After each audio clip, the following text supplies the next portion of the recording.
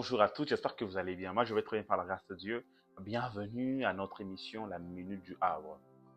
Alors, dans cette session, j'ai à cœur de partager avec vous ce texte de Psaume 127. Je vais lire dans le nom de Jésus. Si le Seigneur ne construit pas la maison, les maçons travaillent pour rien. Si le Seigneur ne garde pas la ville, le gardien la garde pour rien. Je suis dans la version Parole de vie. Ce que j'aime dans ce texte, c'est l'introduction, en fait, de chacune de phrases, de deux phrases. La première et la deuxième commencent par nous dire « si le Seigneur ».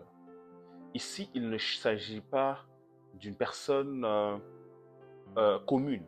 C'est un Seigneur qui accepte de revêtir la casquette d'un maçon pour construire une maison dans laquelle il ne va pas habiter, dans laquelle c'est nous qui allons habiter.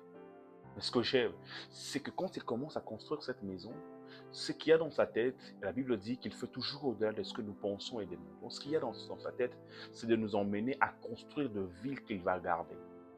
Mes frères et sœurs, le but ici, c'est de nous dire que Dieu ne commence jamais quelque chose de petit pour la garder petit. Quand Dieu commence ce qui est petit, il a le but de l'emmener à la grandeur. Quand il commence à Jérusalem, c'est parce qu'il vise les extrémités de la terre. Mes frères et sœurs, j'ai une bonne nouvelle pour vous.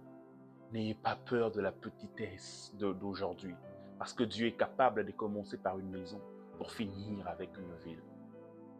J'aimerais prier avec quelqu'un qui croit que ce qu'il a commencé est petit, mais qui croit dans son cœur que Dieu lui a promis avec cette petite chose, il ira beaucoup plus loin et que ça deviendra grand.